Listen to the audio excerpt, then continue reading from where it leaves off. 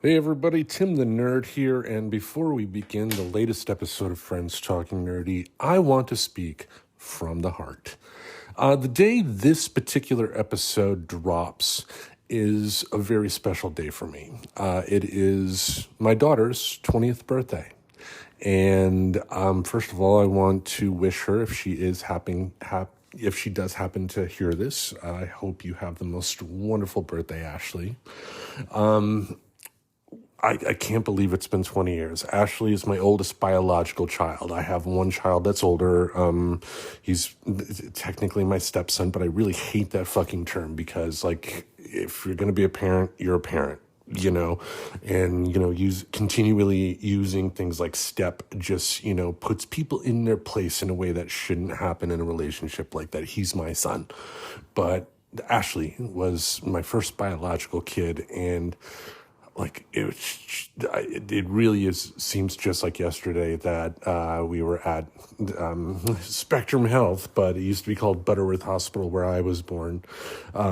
My ex-wife, when she was pregnant with our daughter, she had to have a C-section. So it was scheduled, and we knew when the date was going to be and all that. Because apparently, and I say this as a guy, I'm not an expert on, female body parts and all that stuff. But my understanding is that if a woman has a C-section, if she generally has children after that, it's safer to go the C-section route than it is to go the traditional vaginal birth route and all that stuff. So a C-section was scheduled, and I was lucky to be in there when she was dragged out.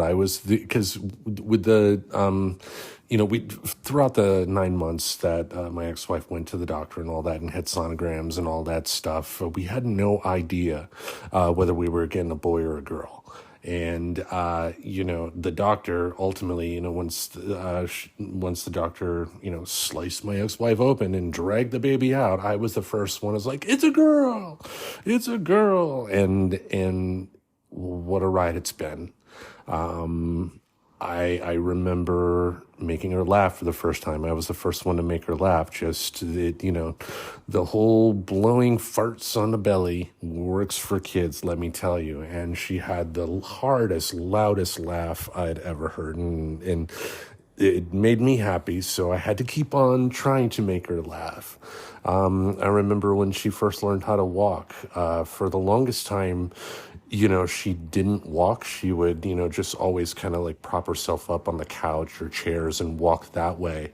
But then one day she just decided, I'm walking now, and she did that, and she had the proudest smile on her face when she did that. And, I recall times when she was in school and everything, and she was always, to this day, she's always been more extroverted than me. So she was always talking about, this friend did this, this friend did this, this friend did this. And, sadly, my opinion at the time was just like, you can't have that many friends, but, I think back now, and I am in awe at how easy it is for her to be able to speak to other people and to become friends, and most importantly, to want to help them out. She's always had a big heart, and that has made me so, so proud of her.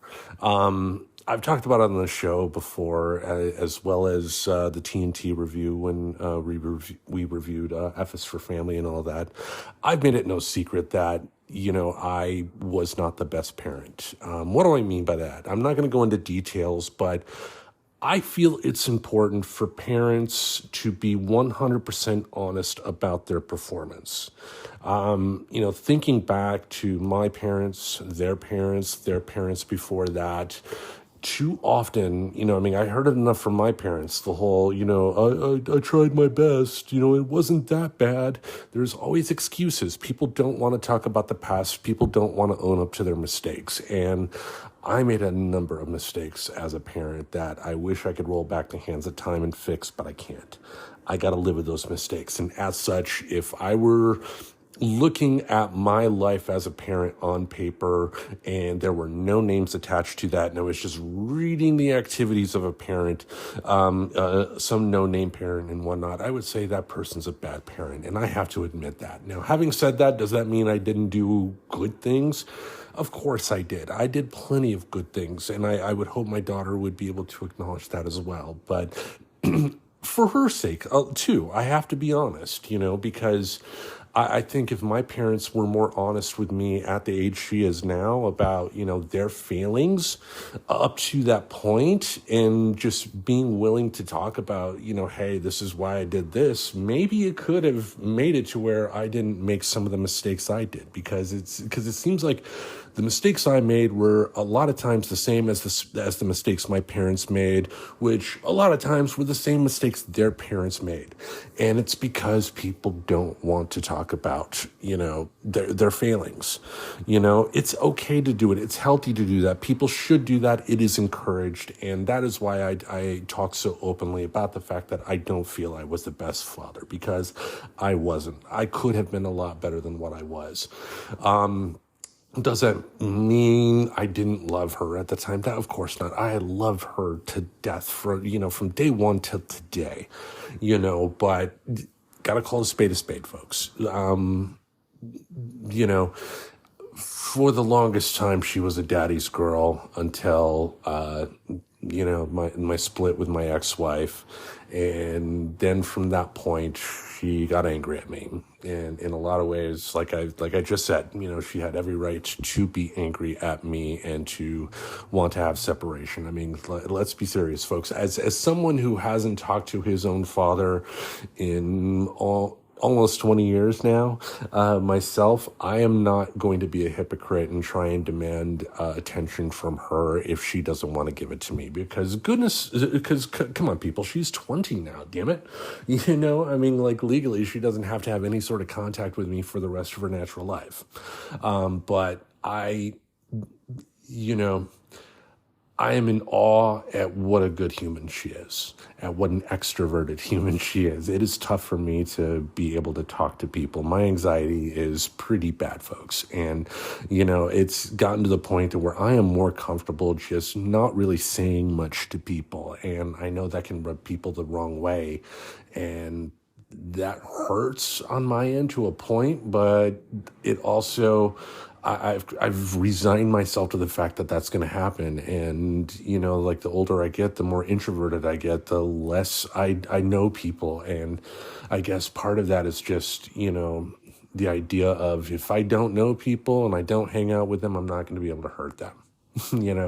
But my daughter's not like that. She's super extroverted. And, like I said, she's had a loving heart. She's always been, thinking about helping other people, helping this person, helping that person. And I hope she still has that mindset. I hope my bad parenting didn't, kind of snuff that flame out, and as long as I got breath, even if it is, from a distance, my goal as a parent, I guess, because you don't stop being a parent at age 18, folks. You just don't. My goal as a parent is to be as supportive to my daughter as I can, up to and including being absolutely 100% honest about my own feelings as a parent. Deep conversation here, folks. I get that. Probably not the best way to start a podcast, but, this is my show, damn it. I will say whatever I want. And also, too, I don't think of this as necessarily a negative. Like, if I got hit by a bus tomorrow and passed away, yeah, it would definitely suck in terms of relationship with the kids, because at the cutoff right here, I didn't have a chance to be able to make amends in some way, but as long as I got breath, I got that chance. And that's why I don't see, my past as a hindrance, I guess. I love her. I love all my kids, I'm so happy that she's 20. I'm so happy that she's having a happy life. And I will just, throw it out there for the world because she deserves to hear this. And I hope to be able to say to her personally at some point too, if there is anything I can do to help her become and put her in a better spot than I was at her age, as best as I can, realistically, because I'm not the richest person in the world, folks, I'm going to do that. Again, even if it's from a distance, because I parents have to accept the fact that even if, you feel your skills as a parent were pretty good, if your kids are angry at you and don't want to talk, it is not your job to try and force them to talk to you, especially if they're adults. If they're 18 and older and they're living outside the house and they don't want to talk to you, you have to suck it up.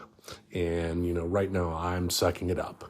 But I also do want to just put it out there. Damn it, my little girl's 20, folks.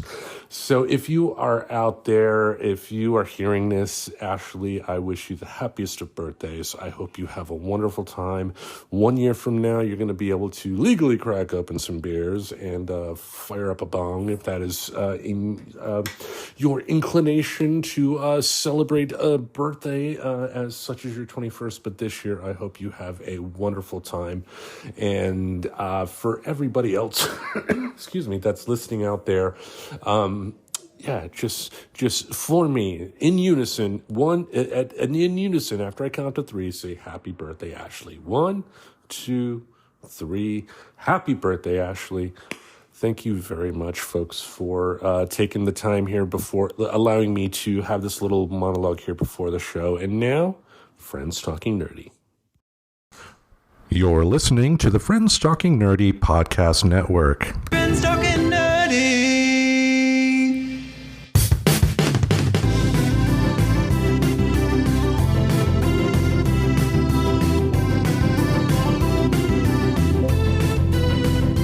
If your friends are nerdy and you are nerdy too, I want to talk to you. Friends Talking Nerdy. Ladies and gentlemen, we can begin today's episode of Friends Talking Nerdy because Professor Aubrey has her lip balm. That's right. That's right. Hey, everybody, this is Tim the Nerd coming at you with another episode of Friends Talking Nerdy. And next to me is the properly lip-balmed greatest legal mind in the Pacific Northwest, Professor Aubrey. How's your week been? Wow, what a question. What a question. So, things are difficult. Things are stressful. Continuing to try to, relax into acceptance and staying in the moment and trying to live with the ambivalence of sorrow and anxiety along with joy and good experiences. So I feel a little bit like in a no man's land. I don't know if that makes any sense, but I feel between things. Mm-hmm. It's a strange time of year because it's the sun is in the same position as it will be on August 22nd. And so if you think about it, this really is a shoulder time between seasons. And the sun is still pretty low. Days are getting longer. So I don't know. I feel like it's a transition time. Mm-hmm. And hopefully that's what's going on with me, is that I'm just working on a good transition. Yeah, that's the tough part about life. I've kind of had to deal with that in my role as father, with my youngest, Lucy, who's been going through some emotional issues as of late. And she's kind of going through some of the same things in terms of thinking that life must be over because her current circumstances can possibly be, conquered and moved on to the next great, moment in life. And, it's the tough part of being a parent because, I have 46 years of life experiences to say, grit your teeth and things will be better, trust me. But, I remember at that age, and as someone who has openly talked on the show about dealing with depression a lot, you will continue to get into those moods to where it seems like everything's just fucked and there's no way out and you can't get out of your mess, you know? Mm-hmm. Yeah, I mean, we build up and tear down many lifetimes in one life. Or many lives in one lifetime, maybe is what I want to say. Oh, yeah. Just meaning like, we get through things just to get to more things that we need to try to get through. And I'm doing my whole air quotes thing on getting through things. That's where I think this thought of acceptance comes from, because this world is not going to change, right? Like, and I have very little control over most of it. So the only thing that can change is me, and we know change is inevitable, so I'm going to change. So life will be different in the future. I can't predict how it will be different. I just know that it absolutely will be. Yeah, I mean, time flies by really fucking fast, folks. It does. And you don't even realize it. And yeah, I mean, like, if I think about it, like, the me 5 years ago was so different from the me today. You know, and like the younger versions of me, like, I wouldn't want to know me at that age. I was a dumbass, you know? But that's the important thing to keep in mind long term, though. It's kind of like writing a novel. It can be overwhelming when you're in the middle of writing a novel, because you might be on page 75, but you got 300-400, maybe 500 pages more to go. But thinking in terms of the long term, you're still growing by putting in those 1 to 2, 3 pages a day. You know. Yeah, absolutely. And I think it's important not to forget that these kinds of things are non-linear, meaning every day doesn't get a little bit better until you feel better. Like, it's more of a 2 steps forward, 1 step back, 3 steps forward, 6 steps back, and we get together because opposites attract. 2 steps forward, 1 step back. Yeah, man. So it's not an evolution. It's more of an iteration. Mm-hmm. Kind of like a molting of some sort. Your old self has to dissolve away so your new self can, come out and party. That's right. Yep. Yeah. Well, me this week, I am gainfully employed again. Yes, definitely excited about that. And obviously, I'm not going to name the place. It would be dumb on my part to do so. But this is really the first time I have ever had a Monday through Friday 9 to 5 job. I've never had that before. It's pretty exciting. Yeah, and most importantly for my mental health, no customers. Yay!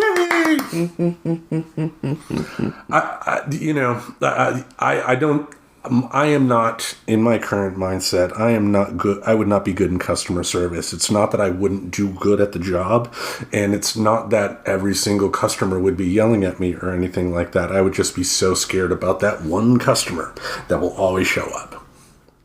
And that, has to do with my anxiety more than anything else. I think that Apple Store fucked my head.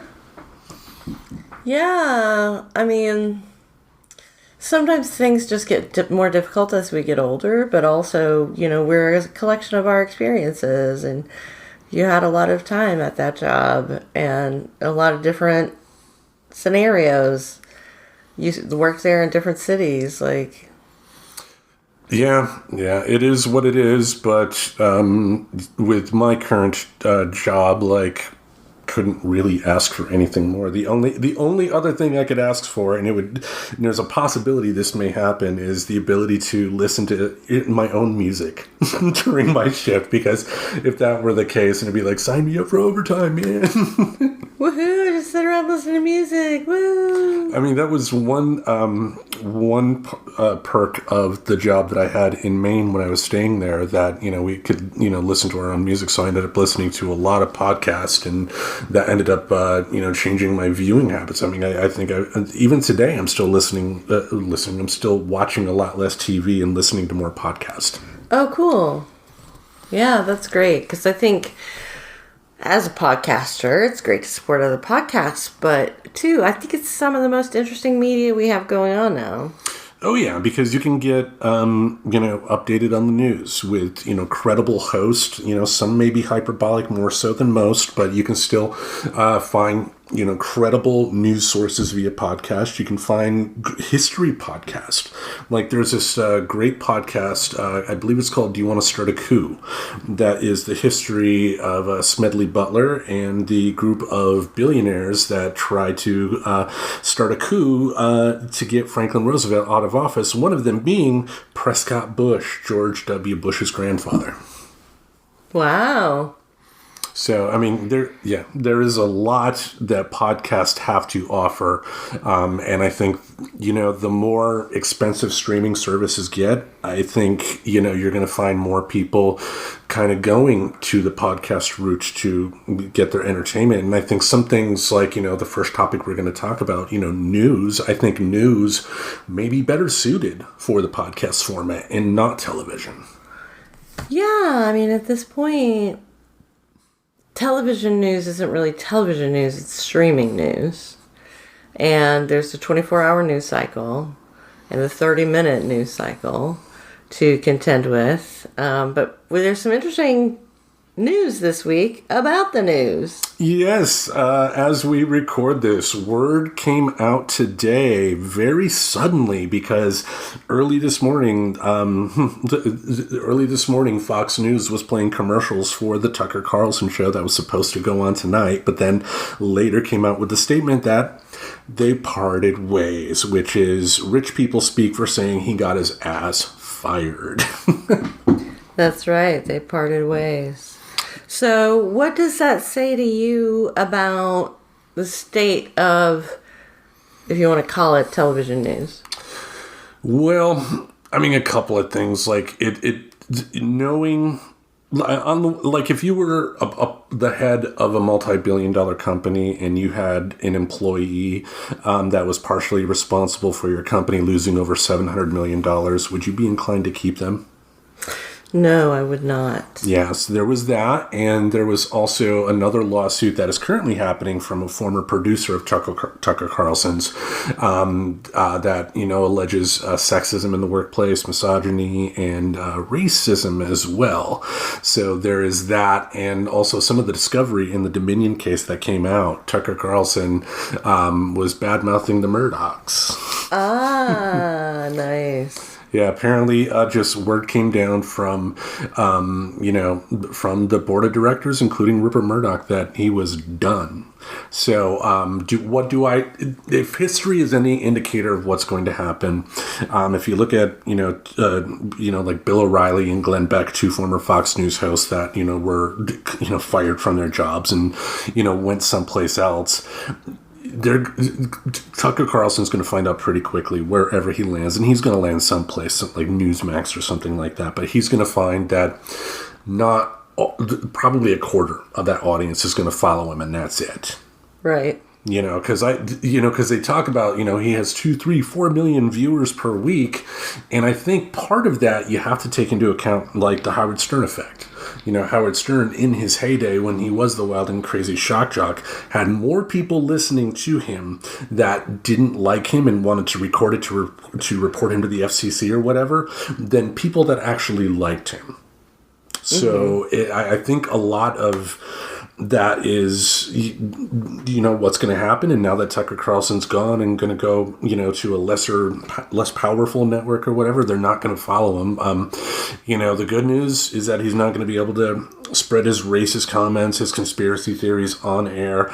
Like he is one of the people responsible for stirring up, January 6th. And I think that, it's like we were saying before we were recording, I don't care if a news person or a talking head in that position, because you can have talking head shows. I listen to them. You can listen to them. It's just those people have to have integrity. They have to have ethics. They have to be telling the truth, because you can have a conservative and a progressive look at one issue and they would both have different opinions on it.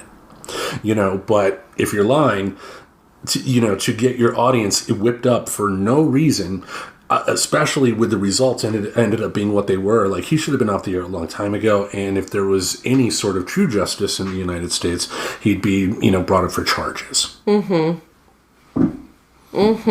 So, the press has long been called the fourth state of government, or the fourth branch of government.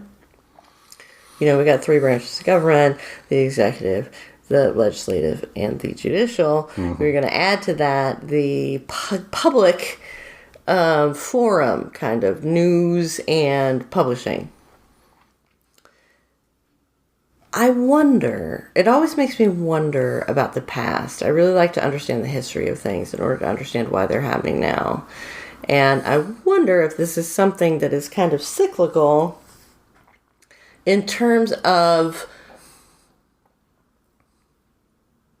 expression getting out of control with lies and false assertions and purely political behavior by the press. That's what's happening now.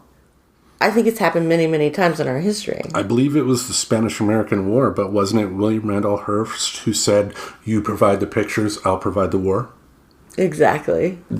So, we have, I think they called it yellow journalism as well. It's not like that there was ever a good old days where the news completely told it straight at all times. It is an ideal that people should attain for. And, because of that, there will be mistakes made. There are prestigious, good news outlets out there that have made mistakes over the years, but the reason they're still credible, that was the word I was looking for, the reason they're still credible is that for the most part, they own up to their mistakes when they make them, and, they don't make many. Right. Yeah. So interesting news this week about Tucker Carlson, and we'll see where he pops up next. Yeah, as to where I wasn't a watcher of his, so does this affect me? No, it does not. I'm not following him to his next thing whatsoever. He will have some people that will, but Fox will find a new personality to fill in at 8, 9 o'clock spot, and they will get big numbers too, because people that watch news on a regular basis just tune into bigger numbers to Fox. And I think part of that too is the Fox viewers, typically their demographic is older. And the younger folks, like your Gen Z folks, aren't watching TV at all. They're on your TikTok. They're on social media. They're, getting their news in other ways with more credible sources. Right. There's so much alternative media out there. There's really no need, certainly, for broadcast news. The problem is you don't want to get in an echo chamber. You don't want to have confirmation bias in what you choose, and with so many different choices to make of where you get your news, it's hard to find ethical, unbiased sources. And that is going to be a problem for everybody. It's part of. I deal with that. I've made it no secret that like White Flag with Joel Walsh, that podcast I've talked to you about. He's very much conservative, but it took me a while to really get used to his show. And it's not that I agree with him, but it's nice hearing him talk out why he believes what he believes. Because, like, he talked about school vouchers one time, and, he gave his point, and I don't agree with his point, but it's like, I could see where a person could reasonably come to that conclusion. And I think because you can only blame the news so far for people's actions. I think it is part of it, but they're not fully responsible for people's actions. At the end of the day, the viewers do need to put it upon themselves to challenge what they're seeing.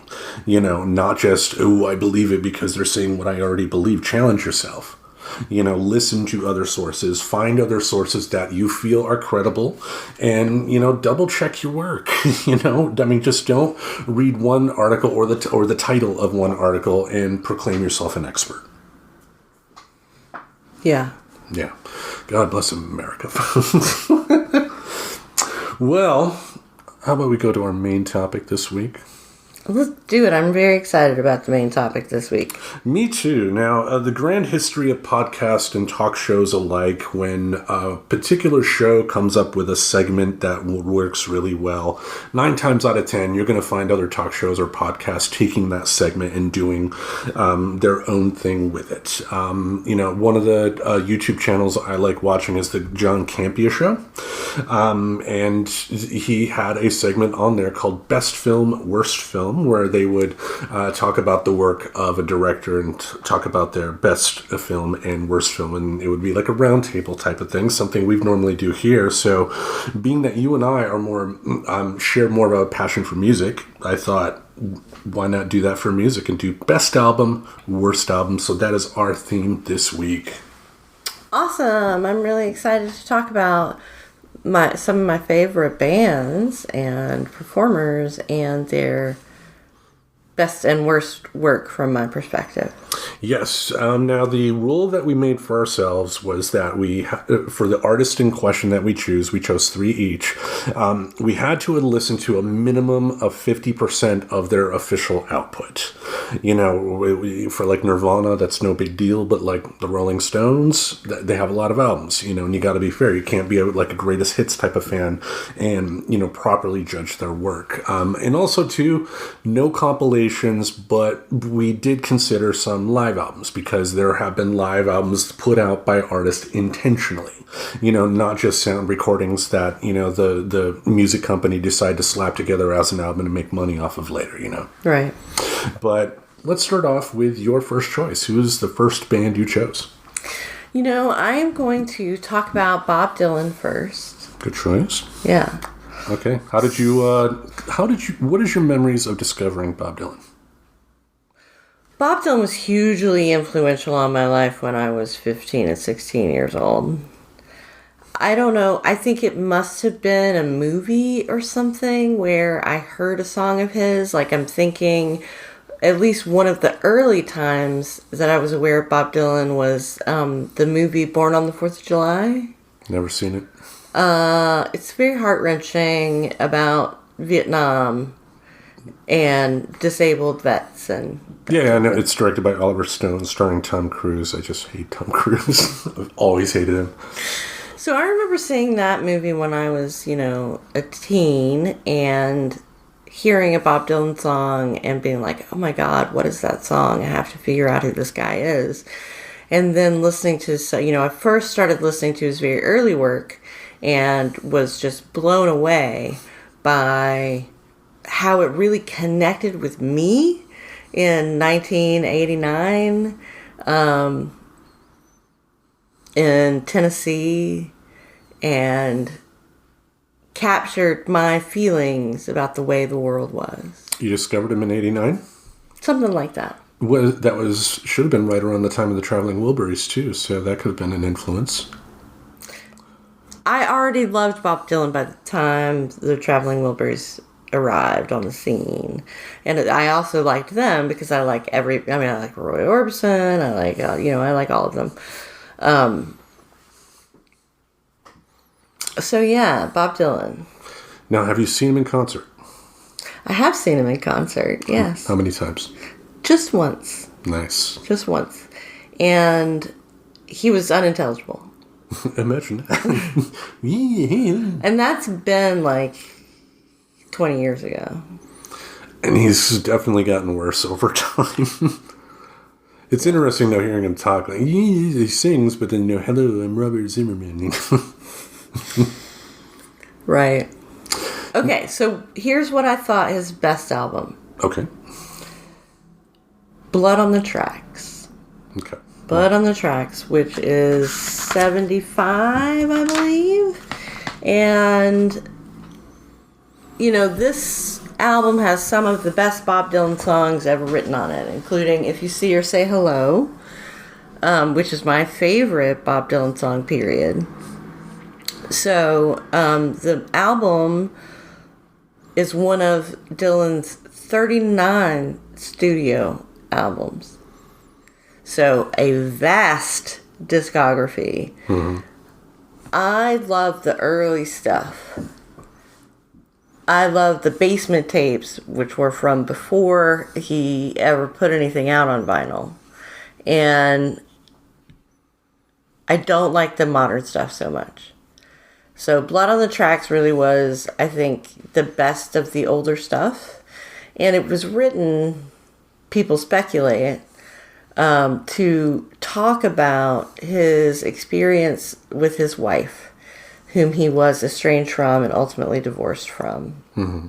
And so the whole album sort of hangs together as a love letter to someone you've lost.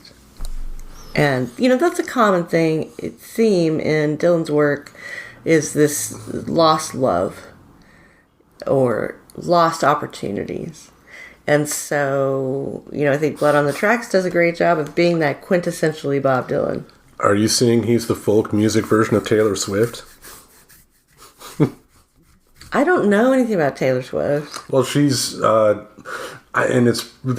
sure there's probably some misogyny added into it, but she does have a reputation for writing songs about boyfriends she broke up with. Oh, right. Yeah. I mean, everybody does that. Oh, yeah, I've been guilty myself. Yeah, and, lots of recording artists have made songs about that. Okay, so that's my favorite. Okay, now... worst. Now, as we discussed beforehand, worst for a particular artist of the stature of Bob Dylan is still going to be much better. It's going to be something that, new bands would cut off a limb to get. It's like the people that complain about the third Godfather movie. Yeah, it's the weakest, but still has the entire cast and Francis Ford Coppola directing with a Mario Puzo script. It's still good, so... Bob Dylan's worst album. So, as I mentioned, Bob Dylan has 39 studio albums. So there's a whole lot to choose from there in terms of bad music. And he also went through different phases. He had this very folk-oriented beginning, but he had an electric period, and then he also had a very Christian period following a motorcycle accident, I believe, but a near-death experience. He became a Christian, and he wrote a trilogy of albums about Jesus. Mm-hmm. And the first or second one is Shot of Love. It's all about Jesus. And they're not very good songs. They're not strong songs. They're not memorable songs. And they're all about Jesus. So that's kind of why I chose that as the worst album. Because I never want to hear it again. So it's not like Faith Plus One. I love Faith Plus One. I love you, Jesus. Yeah. Well, all right. Shall I go on with my first choice? Please do. All right. It is a band that I have talked about before, and this is the band that really planted the seeds for my taste. They were literally the first band that I ever said, I love these guys. That is the Rolling Stones. Yeah, and I've talked about in the past, it was me as a 4 or 5-year-old. I don't know the specific age, but 4 seems right. Watching the video for Start Me Up. And just at that young age, there was something about the goofy, silly man dancing around and the other older guys that were still cool, and they all seemed happy. I think that's the biggest thing that stuck with me at that particular time, because the adults in my life at that time were not happy. They weren't celebrating and all that stuff. But the music really hit a chord and, hasn't stopped entertaining me since. I mean, that's where my musical journey started, watching that video as a kid. That's awesome. I know that you really love them, and they have so many great albums, it's hard to choose. Yeah, I mean, you talk about a band that goes through phases. I mean, they, took a while to kind of get their voice, but, once they got their voice, they went a really bluesy route. And then in the 70s, they started taking that blues type formula and kind of shine it up with a pop sheen, even embracing disco in some ways. And, they've had quite the career. As far as best albums, I think their absolute best album came out, I believe, 78, called Some Girls. That had Miss You as the title track, that one, Beast of Burden, that was they put that record together as a direct response against disco, but in a way that artists should. Or punk music, not disco. Sorry, it was punk music, because they saw what punk music was doing in Britain in the 70s during that era, and the punk artists at the time were talking about how the Rolling Stones were old and should stop, and they wanted to put out a record that was basically them giving the middle finger, and that was saying we're still young and hip. Yeah, and they knocked it out of the park. I mean, more people talk about that album than, a lot of punk bands' albums, sadly, but that is the case. I mean, that album... I mean, you can't really conflate the Stones with any punk band in terms of popularity. And what the punk people were doing too is, they were younger. They were telling kids their age, those guys are adults now. You don't want to listen to adults. They're doing what the Stones did in the 60s, what Elvis did in the 50s. Right. But Some Girls, I think, is probably them at their very best. And I took best as, the band cooking on all cylinders, because you can acknowledge an album as best, but also have a different album that's a favorite. And for me, I mean, I've talked about Emotional Rescue as my favorite Stones album, the one they did after this, but I will be the first to admit that, the Emotional Rescue did not have some of the signature hits like Miss You or Beast of Burden on there. Those are ones that, I think, you ask 10 people on the street to identify those songs, like a good majority of the people will say, hey, those are Stone songs. Yeah. Yeah, the Rolling Stones have a very distinctive... I mean, you got Mick Jagger's voice, which is very distinctive. And the only band from that era that is still putting out great music. And I've played it for you. I mean, if you don't recall it, you don't recall it. But they did a track a few years back for one of their greatest hits albums called Doom and Gloom. Mm-hmm. That ended up in Avengers Endgame. Oh, whoa. Yeah, and it, a lot of people online were like, who is that great band? I've never heard of the Rolling Stones before. It's like, shut up, kids. Whoa, we're so old. Yeah, but that's what I would say is their absolute best. And, again, they were cooking on all cylinders at this particular time. So one hell of a good album. But should we talk about worst? Yeah, let's talk about Worst. All right, Worst, I would have to say is their album from 1986, Dirty Work. And you're like, I've never heard of that. I think most Stones fans haven't either. It is the only Stones album that doesn't have an iconic track.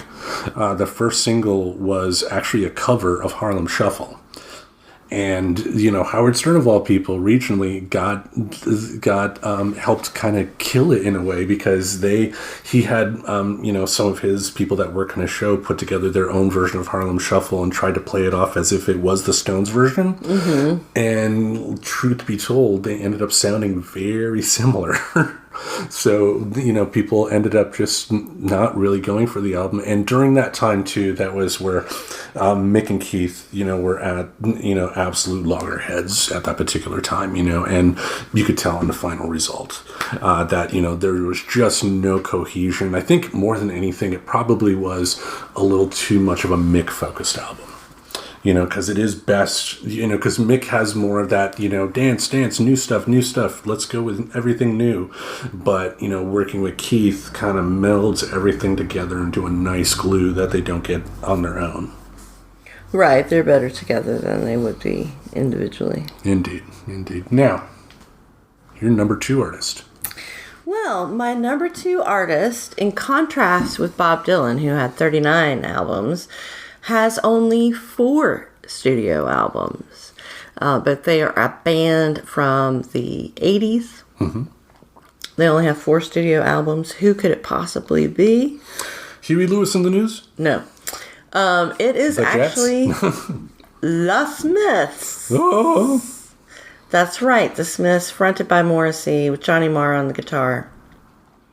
And some other people, a bass player and a drummer, who I don't know their names. The band was really led by Morrissey and Johnny Marr.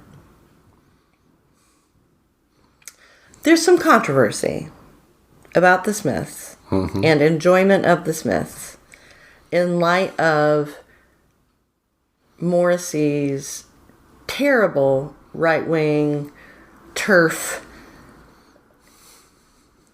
sort of an anti-freedom, anti-expression even, a real knobhead, as they'd say in England. And so I would not buy any Morrissey music. Would you stream it? I would not stream it. I would not do anything to support it. I would purchase it secondhand because, in my view, that's not really benefiting the artist or the whoever, if you don't want to call him an artist. But I mean, that's fair. I mean, everybody has different points to where they're going to support somebody or not support somebody.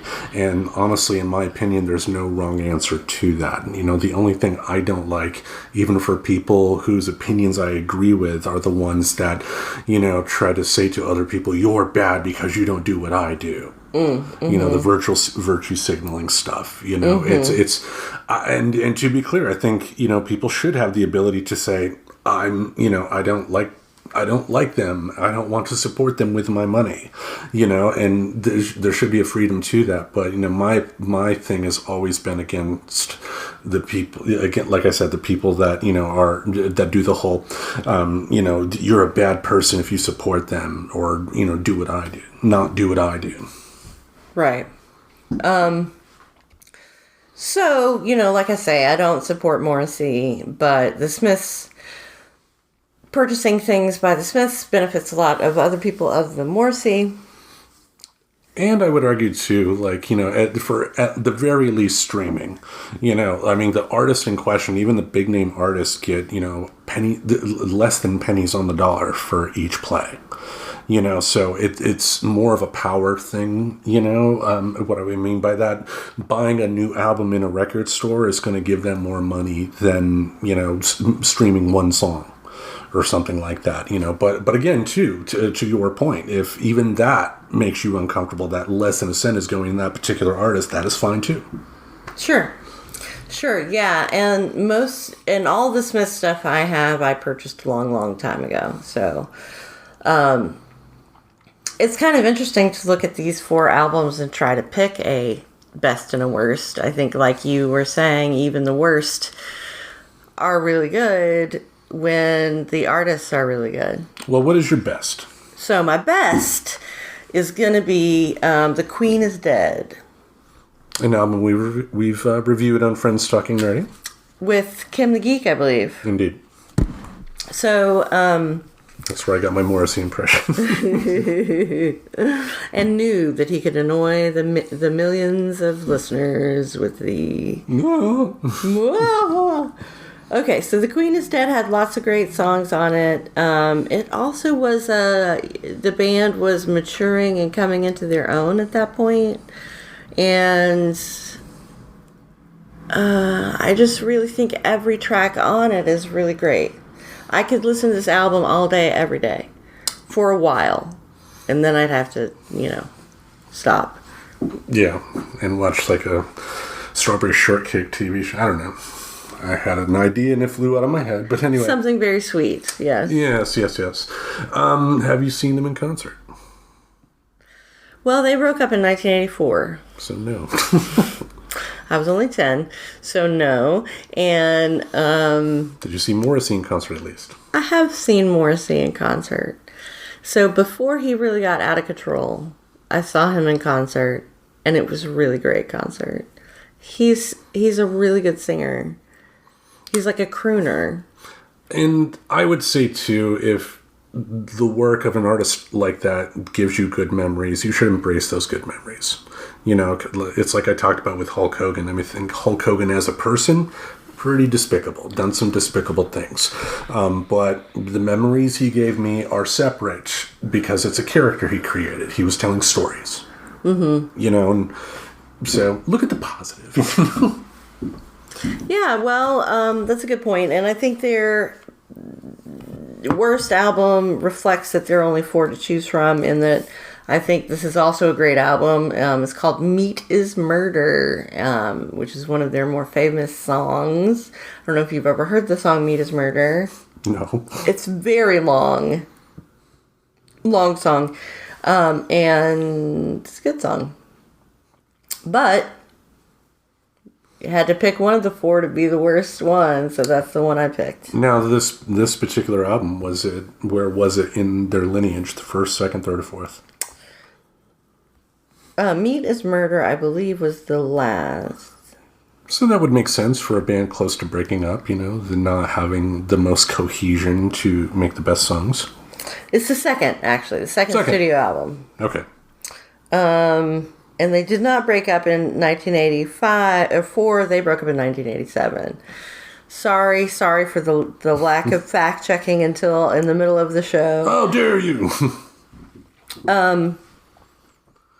So there just aren't a lot of memorable songs on this album. Like, none of their hits are on there, except Meat is Murder, which I think people recognize as a good song. Mm-hmm. So that's why. I mean, I think every track on Meat is Murder?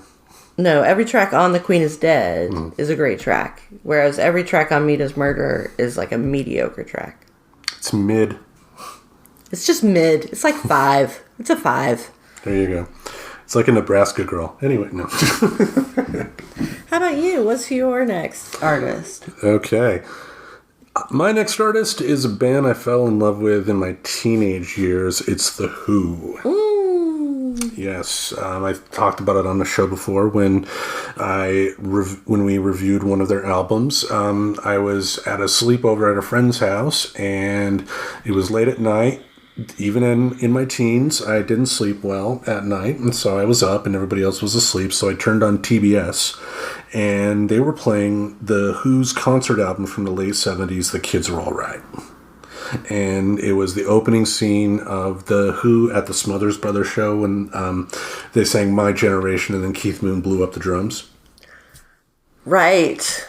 Yeah. Yeah. And The Who, were always great showmen. Yes, they were. I mean, because the thing that really nailed it for me was the end of the movie where they sang "Won't Get Fooled Again," which was sadly Keith Moon's last performance with the band. Because he died shortly, about a week or two after they filmed that. But, the scene to where, they go into the little organ section near the end of the song, and then then the drums start kicking in, the tension builds up, and then, if you watched CSI Miami, you've all heard the scream, the yeah type of scream, but there was a slow motion of Pete Townsend, sliding across the floor on his knees, playing the guitar, doing the windmills, fuck yeah, my favorite band. And I didn't even think at the time, I think about it now, they were close to our age when he did that, and it's that must have fucking hurt his knees. Right? He just kept doing it.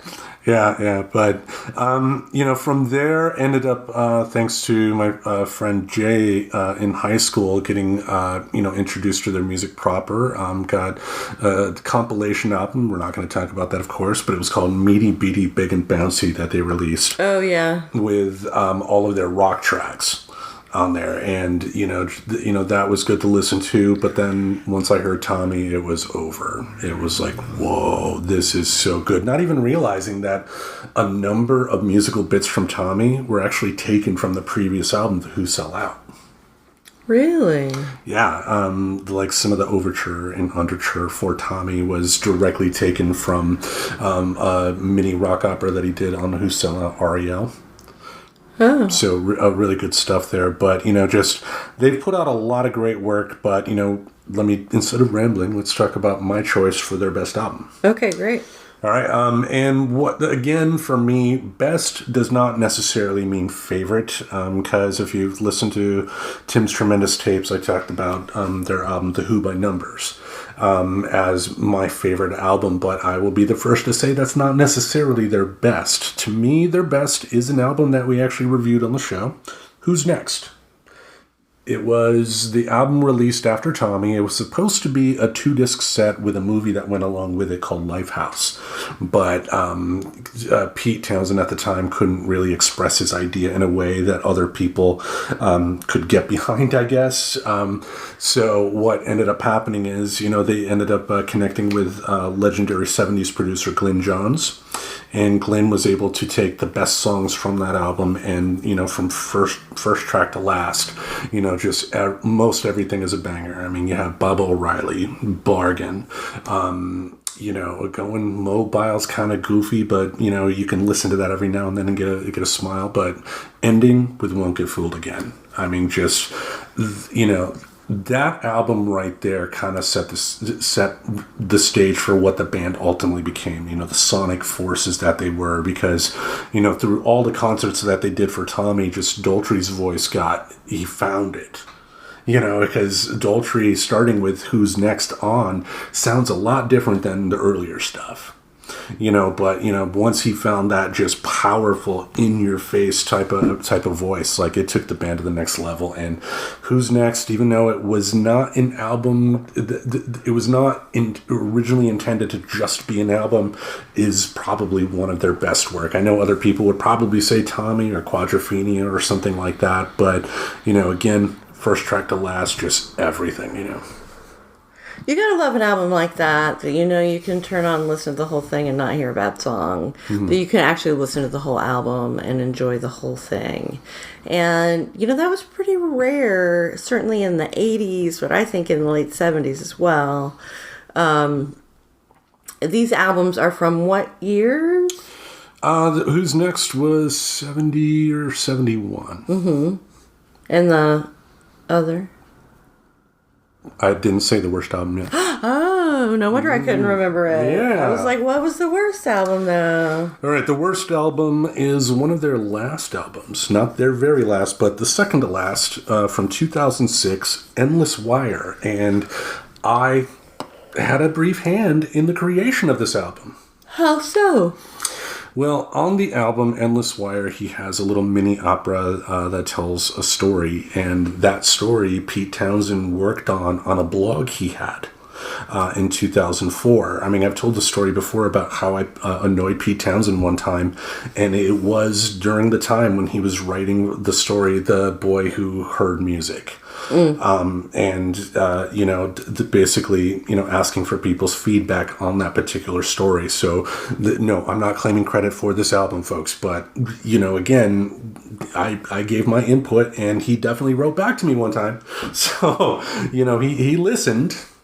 What did he write back to you? Well, it had nothing to do with the story. It was the Michael Moore thing. Oh. Because it was, I think, like Fahrenheit 9/11. Michael Moore wanted to end with Won't Get Fooled Again because it corresponded with George Bush saying Won't Get Fooled Again or something like that. But then he ended up having to play a Neil Young song. And Michael Moore said something along the lines of, Pete just, didn't want Michael Moore to have the song because he turned down a chance to do a documentary on The Who. And Pete was like, I never talked to the guy before. Roger did, and this kind of annoys me. It's not your fault, Tim. I'm like, oh my God. My hero is writing me back, and I just pissed him off. Right? Like, that would be so mortifying. Yeah, now, I will say this, though. Like, the Endless Wire didn't work for me, but it's the album of guys in their 60s or 70s. I forgot their age at that particular time. It is certainly possible that the closer I get to that age, if I re-listen to this again, it's certainly possible that there may be something in there that I'm just not getting, because I think, that is part of the reason why I think some of the older artists just don't connect with new people as much, because they're writing music for people that are their age. Yeah. Sometimes there needs to be music that you need to live life for. Like in my 20s, if you had said, here's George Jones, he stopped loving her today, I would throw up, but having lived life some and have my heart ripped out a few times, that song hits differently today. And, it's certainly possible that with this album, it could get there. But, the big critique I would have is, Daltrey's voice is not what it once was. Yeah, and you hear him really struggling. Yeah, and it's unfortunate these days that, the most money musicians can make is touring, because Daltrey at his age can't, and he's not the only one. I mean, it is rare for a singer, like for singers that I like, that I grew up with, the only two that I think that have reached their 70s and still sound good are Sammy Hagar and Steven Tyler. From Aerosmith. Everybody else is struggling, but that's just because the human body works that way. It's not the voice is not meant to try and emote out to thousands of people every day for 20, 30, 40 years. Right. But yeah, so it's in some ways it's not fair, I guess. And I will even say again, this is the Who. Pete Townsend and Roger Daltrey, even at their absolute worst, other bands would cut off limbs to try to replicate that success. But to me, it just didn't hit. Bless you. Fucking cough. Anyway, what is your last band? So my last band is the hardest band to do this task with, and that is the Beatles. So, as we all know, the Beatles are tremendously talented and put out a lot of albums for the short time they were together. And the albums progress as the band did, and they seem to just get better and better as time goes on. Indeed. Now, are you a fan of the early era or the studio era? I'm a fan of both. They're very different and very different moods, and I wouldn't listen to them all together. But I do like the short and happy songs of the early Beatles. Not as much as I like the studio work. Gotcha. Well, let's start off with your best album. What would you say is the Beatles' best album? Well, I want you to guess, Tim, which album I would have chosen as the best Beatles album. For you, I would probably say, because you played the songs, Abbey Road. That's exactly right. I went with Abbey Road, and not just because I know some of the songs on guitar from that album, but I really feel like that album, along with Get Back, Let It Be. Let It Be, are, really capture the Beatles at their finest and most developed. And it's also interesting to think about what was going on with the band personally around the times of those albums, because they did record much of the material for both of those albums at the same time. Oh, yeah. I remember when we first saw the Get Back documentary from Peter Jackson on Disney Plus, and I screamed at the television once I saw Paul McCartney came up with Get Back just off the top of his fucking head. And I was like, fuck you! Yeah, one of the best songs ever. Just fiddling just around. Off the top of your head. Yeah, but that shows the beauty of the creation process, because, if you take I think you can, speak to it because you play some of their songs on guitar. They're not the most technically difficult songs in the world to learn. The later stuff actually is. The later stuff is much more technically difficult than the early stuff, certainly. Okay, fine. There goes my thesis. Just because I can play some of the songs doesn't mean they're easy. to play. Like it's the most challenging stuff that I play. I don't want to toot my own horn, but toot.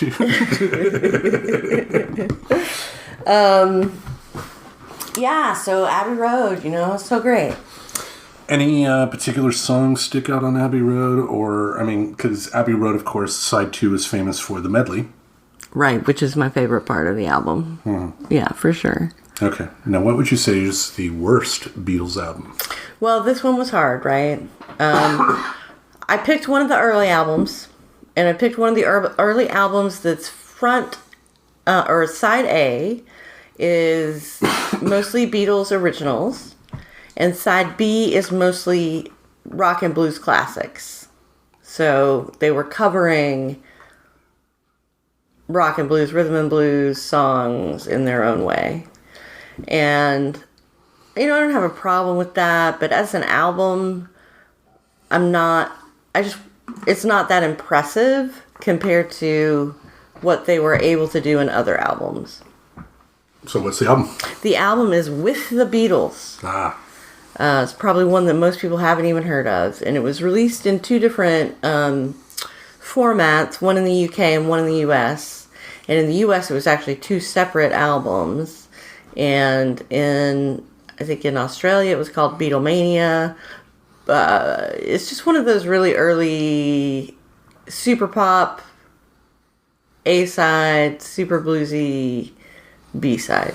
Yeah, the album cover is, of course, famous. It's, the black and white of them with, they're all dressed in black, but their heads. Right, yeah. And yeah, if I had to pick my worst Beatles album, that would have been it as well. Because of the fact that, I have no problem with them doing covers. The fact that, the Beatles did covers ended up opening the doors for a lot of those artists to get noticed, because one of the covers was a Smokey Robinson song. And the fact that, white guys from Britain were covering black artists in America, Smokey Robinson himself said that, that helped his career out tremendously. So for doing that, I definitely commend them. But it was, the strength in the Beatles is their creations, not their covers of other people. Right, exactly. They were sort of magical creators. Mm-hmm. Yeah, that album does have George Harrison's first song. He wrote it when he was sick, and it's called "Don't Bother Me." Yeah, I do remember reading that it was George's first original composition of his own. Yep, better than Ringo's first. Drummer bitch, ain't gonna write a song. Come on. Anyway, it's Ringo, Tim. Shut up. Shut up, don't be mean to Ringo. All right, shall I go with my last band here? Yeah. All right, this was tough because for a second I thought about going with the Beatles as well, but I knew you were going to choose them, so I wanted to choose something different. And I thought back to the one band that I don't listen to as much anymore, but definitely in their own way helped kind of, plant the seed for some of my current music tastes, and that is Led Zeppelin. Ooh. Yeah, I remember my mom's boyfriend bought a car in the 80s, and the old owner left their cassette tape collection in there. Nice. And, it had some good tracks. It had some good cassettes in there, like the Best of Steppenwolf, a Janis Joplin album. But he had a couple Led Zeppelin albums, too. And nice. The first one I popped in is is my choice for best album. Led Zeppelin 4. Nice. Yeah, opening up with Black Dog, then going into Rock and Roll, and then ending side 1 with Stairway to Heaven. There is no greater feeling, apart from maybe sex, in terms of being a young person and listening to a song as powerful as Stairway to Heaven for the first time. I hope this for every person out there, not just for Led Zeppelin. Let it be any type of music out there, but just that joy of this is the fucking best, It's been so long since I've had that experience. It's tough to get. I mean, I think the last time I really felt that was for Jomo and the Possum Posse.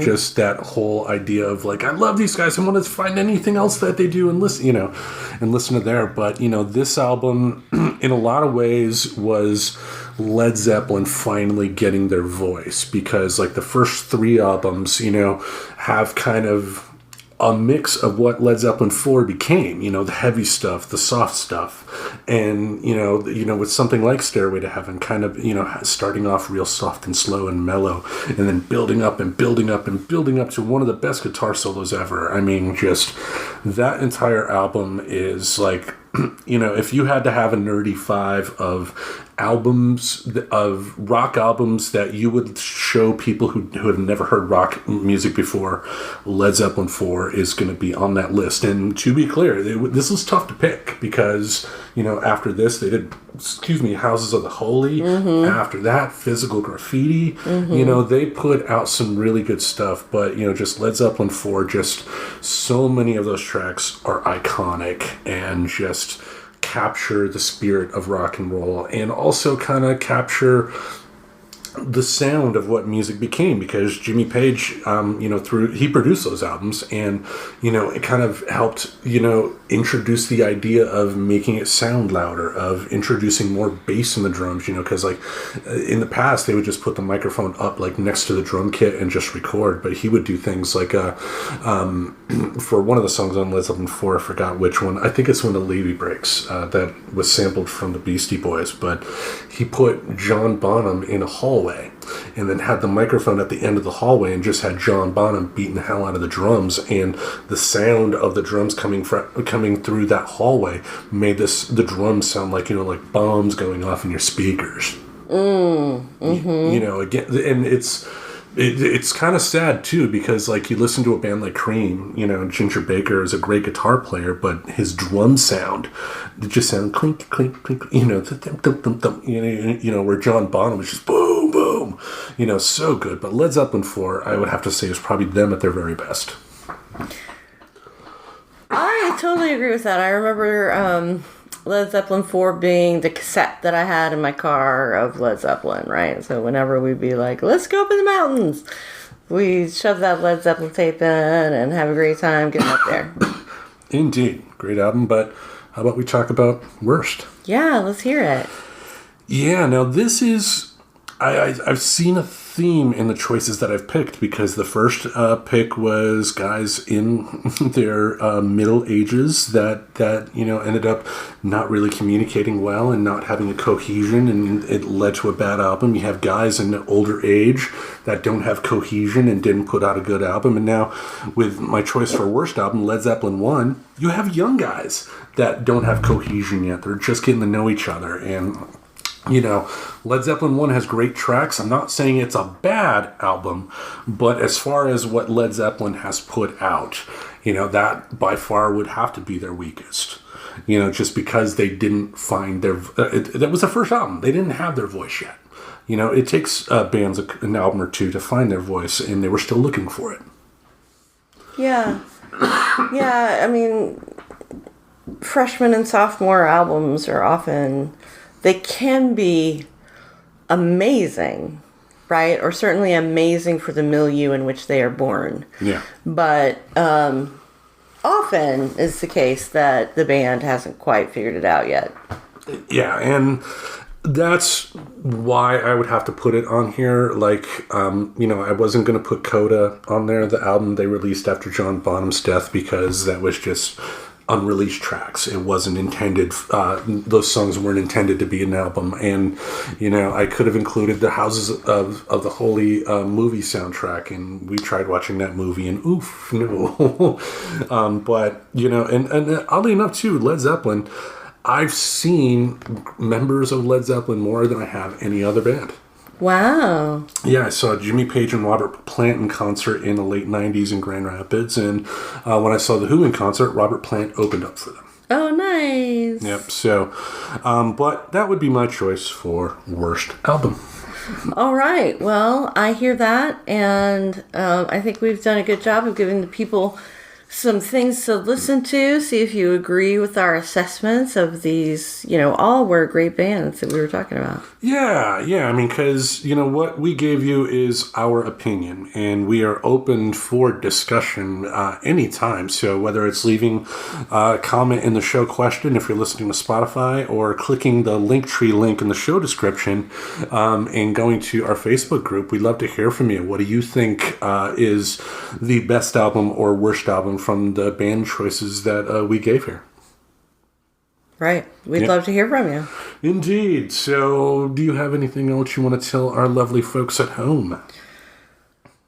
I just want to say enjoy the springtime, enjoy the light, enjoy the coming of manifestation in the world, and get ready for an amazing spring and summer. And hopefully the moon will agree with you. I hope so. Yes.